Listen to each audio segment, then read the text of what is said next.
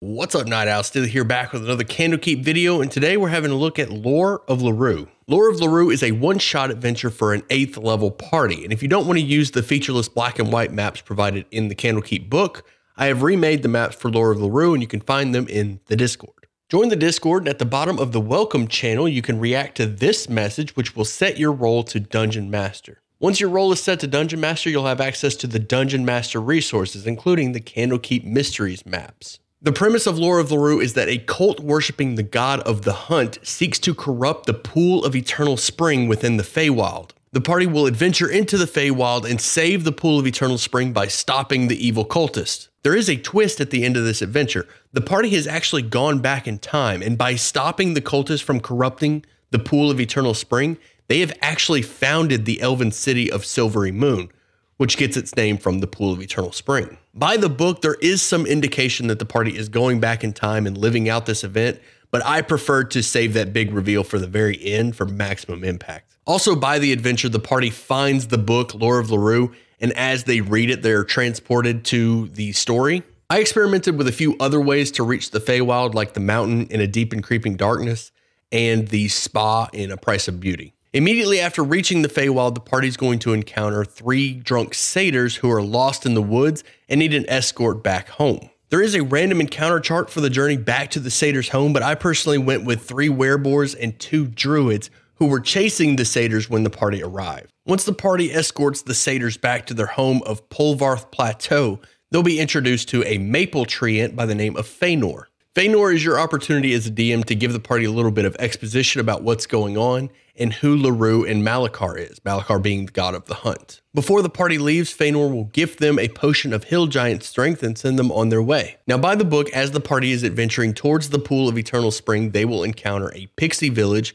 by the name of Dewlight. I slightly changed this and made Dewlight a part of Polvarth Plateau. That way, Feanor and the pixies can all be together in one location, and the party can roleplay as they see fit. The party has 2 more encounters on the way to the Pool of Eternal Spring that I also combined, the Web Path and the Hag's Hovel. I combined these encounters for 2 reasons. The first one is time. This adventure actually fills out a 4-hour session really well and will quite possibly go over the 4-hour mark. The second reason is the Web Path doesn't have a map and the Hag's Hovel does. And it would make sense that a hag would have a few giant spiders and possibly an ettercap around her. A single night hag isn't much of an encounter for an 8th level party in my opinion, and the ettercaps and the spiders are a bit of a filler. There's no story reason to take them on.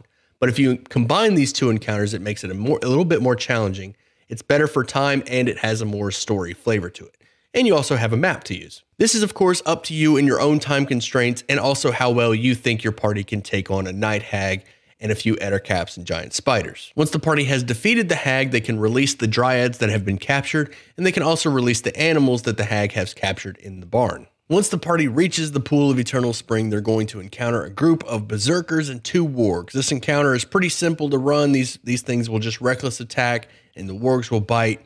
Very easy to run encounter, and it could be challenging depending on the party makeup. Once they have dealt with the berserkers, they can make their way down the hill to the pool itself, and this is where they'll encounter the corrupted avatar of Lurue. The corrupted unicorn by itself won't be much of an encounter for an 8th level party, but if you add those werewolves in there and put them on Lurue's side, it could be a little bit more challenging, a little bit more interesting. By the book, this fight is a bit of a free-for-all. Once the pool has been cleansed, it is quest complete and the party can claim their reward, a ring of shooting stars. Overall, this adventure's story is one of my favorites in the Candlekeep book. Going into the Feywild, going back in time, founding this major elven city, meeting the maple treant, the drunk satyrs, the night hag. It's all really well put together. It's one of my favorite adventures. My only criticism with this adventure is that it's a bit too easy. The adventures are a bit spread out. Some of them don't have maps, but you can solve that issue no problem by just combining those encounters like I suggested. They'll make them a little bit more challenging